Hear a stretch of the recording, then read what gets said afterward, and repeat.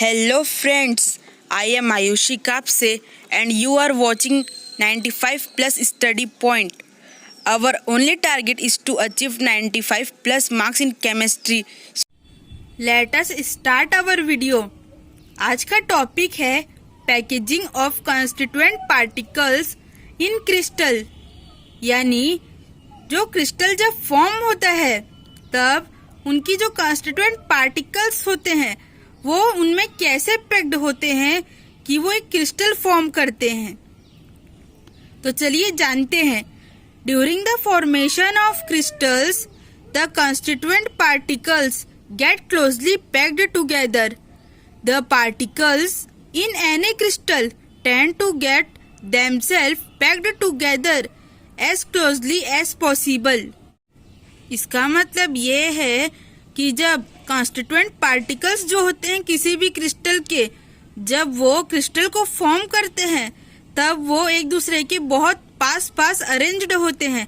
वो खुद को इतना क्लोजली पैक्ड करते हैं एक दूसरे से कि एक टिपिकल स्ट्रक्चर जो होता है क्रिस्टल का वो इजली बन जाए।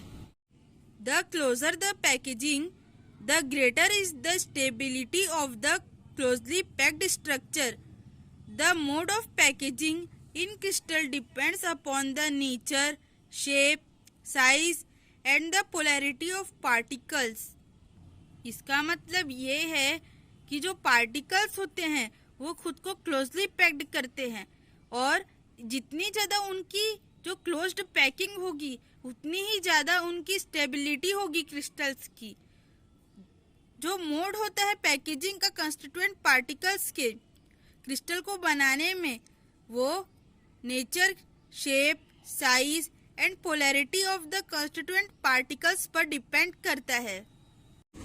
सबसे पहले हम देखते हैं कि जो पैकेजिंग होती है कॉन्स्टिट्यूएंट पार्टिकल्स की वो वन डायमेंशन में कैसे होती है।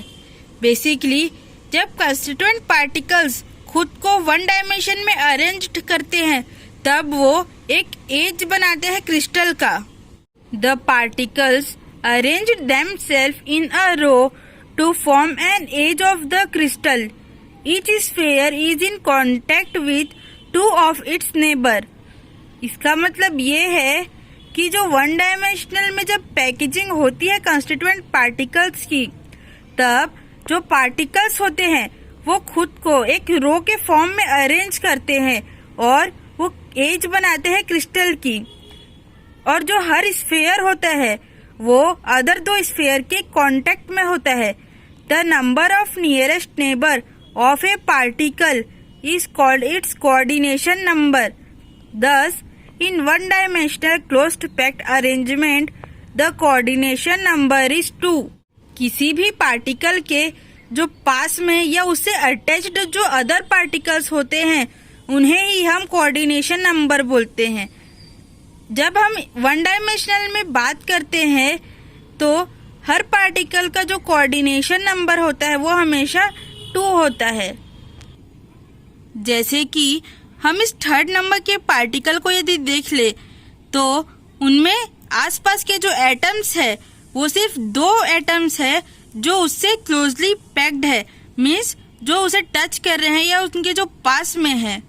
इसीलिए close packing in one dimension में हमेशा कोऑर्डिनेशन नंबर हमेशा 2 ही होता है। अब देखते हैं close packing in 2 dimensional. Means जब हम क्लोज पैकिंग करते हैं 2 डायमेंशन में तब हम एक जो लैटिस का जो प्लेन होता है क्रिस्टल का हम उसे फॉर्म करते हैं। 2 dimensional close packed structure can be generated by stacking और placing the rows of close packed sphere. This can be done in 2 ways। इसका मतलब ये है कि जो 2 डायमेंशनल की जो पैकेजिंग होती है उनमें हम जो स्फीयर्स जो होते हैं उन्हें हम 2 तरीकों से प्लेस कर सकते हैं। तो देखते हैं वो कौन से 2 तरीके हैं। In the first case the particles are arranged in such a way that the centre of all the particles in any row are in a straight line, that is the row have a horizontal as well as vertical alignment. This form of packaging is called as a square close packing.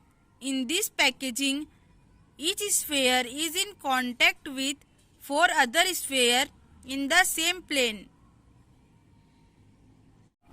Friends, इनमें जो particles होते हैं वो खुद को ऐसे arrange करते हैं कि जब हम उनके सेंटर्स को ज्वाइन करते हैं तो एक हॉरिजॉन्टल या वर्टिकल अलाइनमेंट बने।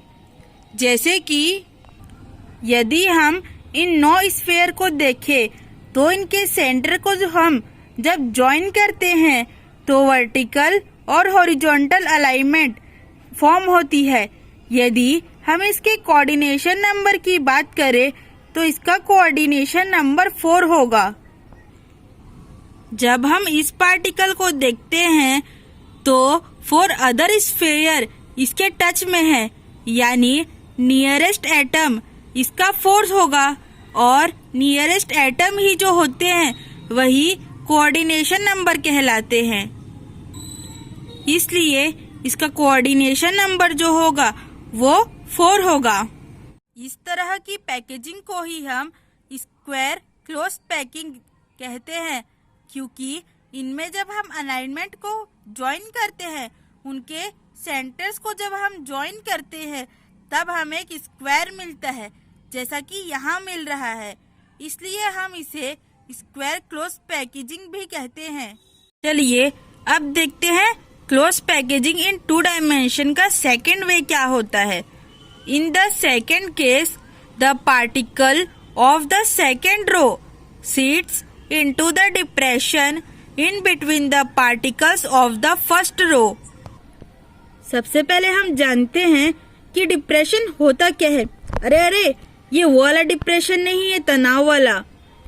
ये जो 2 स्फीयर होते हैं इनके बीच में जो स्पेस प्रेजेंट होती है हम उसे डिप्रेशन कहते हैं।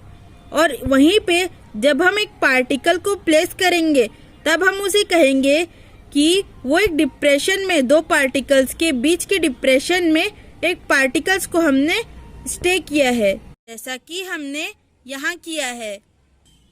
इन this mode of packaging each particle in a plane is surrounded by 6 particle in the same plane.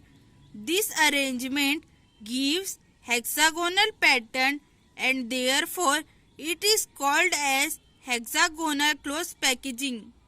Packaging के इस टाइप में सेकेंड रो के पार्टिकल फर्स्ट रो के पार्टिकल के डिप्रेशन में फिक्स होते हैं, जैसा कि यहाँ पर हुआ है। सेकेंड रो के पार्टिकल फर्स्ट रो के डिप्रेशन पर प्लेस किए गए हैं, जबकि जो थर्ड रो के पार्टिकल है वो सेकेंड रो के डिप्रेशन पर प्लेस किए गए हैं। जब हम इन 6 पार्टिकल्स के सेंटर को ज्वाइन करते हैं तब हमें एक हेक्सागोनल स्ट्रक्चर फॉर्म होता है।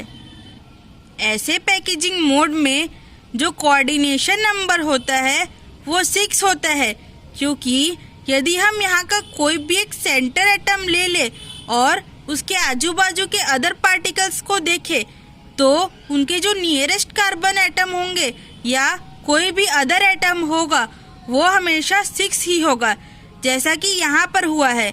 यदि हम इस एटम को सेंटर एटम मान ले और आजू बाजू के जो अदर एटम्स है यदि हम उसे देखें तो यहाँ पे कितने एटम्स से देखते हैं 1 2 3 4 5 एंड 6, इसलिए इनका जो कोऑर्डिनेशन नंबर है वो 6 है।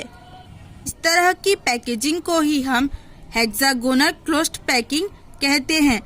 Geometrically the hexagonal closed packing is more efficient mode of packaging than the square closed packing. ऐसा इसलिए है क्योंकि हेक्सागोनल क्लोज्ड पैकिंग में पार्टिकल्स के बीच में कम स्पेस होती है, जिनकी वजह से वे काफी क्लोजली पैक्ड होते हैं और एक क्रिस्टल को ज्यादा स्टेबिलिटी प्रोवाइड कराते हैं, जबकि स्क्वायर क्लोज पैकेजिंग में पार्टिकल्स एक दूसरे के ठीक ऊपर प्रेजेंट होते हैं, जिनकी वजह से उनके बीच में काफ़ी गैप होता है और वे क्रिस्टल को कम स्टेबिलिटी प्रोवाइड कराते हैं।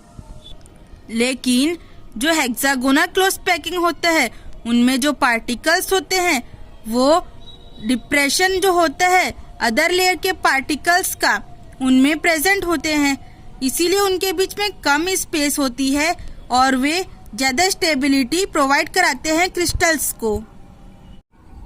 क्लोज पैकेजिंग इन 3 डायमेंशनल। जब हम पैकेजिंग करते हैं कंस्टिट्यूएंट पार्टिकल्स की इन 3 डायमेंशनल स्ट्रक्चर में, तब हम एक 3 डायमेंशनल स्ट्रक्चर को फॉर्म करते हैं। All real structures are 3 dimensional structures. They can be obtained by stocking 2 dimensional layer one above the other. It can be of 2 types, square closed packed and hexagonal closed packed. यहाँ ये लिखा है कि जितने भी real structures होते हैं वे सभी 3 डायमेंशनल स्ट्रक्चर होते हैं। जब हम 2 डायमेंशनल लेयर को एक दूसरे पर प्लेस करते हैं तब 3 डायमेंशनल स्ट्रक्चर फॉर्म होता है। 3 डायमेंशनल स्ट्रक्चर 2 टाइप से बनाए जा सकते हैं।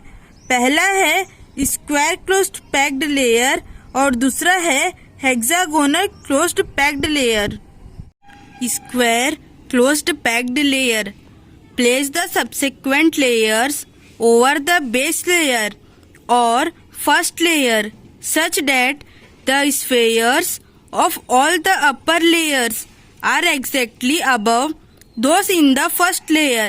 Thus, in this arrangement, spheres of all layers are perfectly aligned horizontally as well as vertically. इनमें हम फर्स्ट लेयर के ऊपर सेकेंड लेयर को ऐसे प्लेस करते हैं कि जब हम उनकी सेंटर को ज्वाइन करें तब वे हॉरिजॉन्टल या वर्टिकल लाइन फॉर्म करें। जैसे कि हम इस डायग्राम में देख सकते हैं कि यहाँ हर लेयर ऐसे प्लेस की गई है कि जब हम इनके सेंटर्स को मिलाएंगे तो ये वर्टिकल या हॉरिजॉन्टल लाइन फॉर्म करेंगे। यदि फर्स्ट लेयर की अरेंजमेंट को हम ए सपोज करें तो सभी लेयर की सेम अरेंजमेंट होगी। इस लैटिस की पैटर्न ए पैटर्न होगी और इसे हम प्रिमिटिव क्यूबिक यूनिट सेल कहेंगे। चलिए अब जानते हैं हेक्सागोनल क्लोज्ड पैक्ड लेयर कैसे बनती है। To obtain a 3 dimensional structure more layers of sphere must be stocked over the base layer.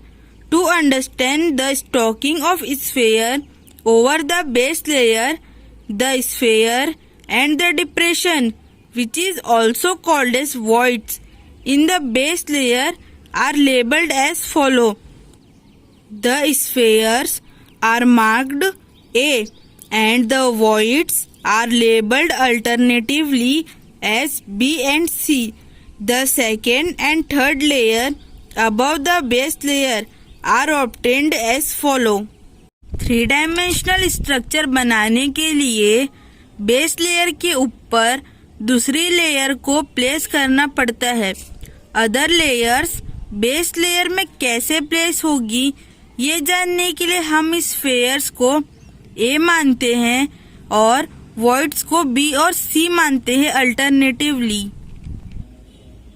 इस डायग्राम में हमने स्फेयर्स को ए लेबल्ड किया है जबकि वॉइड्स को बी और सी लेबल्ड किया है अल्टरनेटिवली। यदि ये B है तो ये C होगा, फिर ये B होगा तो ये C होगा। Formation of second layer. To obtain a closest packed structure maintaining hexagonal closed packed pattern, the spheres must be placed in the depression of the base layer. सबसे पहले हम सेकेंड लेयर कैसे form करेंगे ये समझते हैं। यदि हमें हेक्सागोनल क्लोज्ड पैक्ड पैटर्न चाहिए तो हमें स्फेयर्स को बेस लेयर के डिप्रेशन में प्लेस करना होगा। Now if A sphere is placed at B position, then the position C cannot be utilized for accommodating another sphere. Thus, either all B locations or all C locations can be occupied by the sphere of the second layer. Let us place the sphere in B location void to form the second layer. हम sphere को B पर place करें तो C पर other spheres place नहीं किया जा सकेगा। इसीलिए या तो स्फेयर्स सारे B वॉइड को ऑक्यूपाई कर पाएंगे या फिर C वॉइड को। हम B वॉइड में सारे स्फेयर को प्लेस करते हैं और सेकेंड लेयर बनाते हैं। जैसा कि हम इस डायग्राम में देख सकते हैं कि जो ये ब्लू से जितने भी स्फेयर्स बने हुए हैं ये पार्टिकल A है और जो रेड से ये सर्कल बने हुए हैं ये उन स्फेयर्स को शो कर रहे हैं जो B वॉइड पर प्लेस किए गए हैं। फ्रेंड्स, अब हम जानते हैं कि formation of third layer in 3 dimensional structure कैसे होता है। After the second layer is formed by placing spheres in the B void, there are 2 different types of voids in the second layer. First, void just above the void C in the first layer. Second, void just above the particle A in the first layer. अब हम second layer को form करते हैं void B के ऊपर, तब second layer में 2 types के void फॉर्म होते हैं। एक वॉइड C के जस्ट ऊपर और दूसरा पार्टिकल A के जस्ट ऊपर फॉर्म होता है। So if the third layer is generated using the void above the void C, then a sequence of the type ABC, ABC and ABC is obtained. This packaging mode is called cubic close packing. मतलब ये है कि यदि third layer void C को utilise करके बनेगी तो उसका पैटर्न ABC, ABC कहलाएगा। इस तरह की पैकेजिंग को हम क्यूबिक क्लोज पैकेजिंग कहते हैं। जैसा कि हम इस फिगर 6.2 में देख सकते हैं, the cubic close packing gives a face centred cubic lattice, that is FCC. On the other hand, if the void just above the particle A in the base layer is used, then a sequence of the type AB, AB and AB is obtained. The structure so obtained is called as a hexagonal closed packed structure, that is HCP. मतलब ये है कि यदि third layer particle A के just ऊपर वाले void को utilise करके बनी होगी तो उसका पैटर्न AB कहलाएगा। इनसे जो स्ट्रक्चर मिलेगा वो हेक्सागोनल क्लोज्ड पैक्ड स्ट्रक्चर होगा, जैसे कि हम इस फिगर 6.1 में देख सकते हैं। Thank you friends.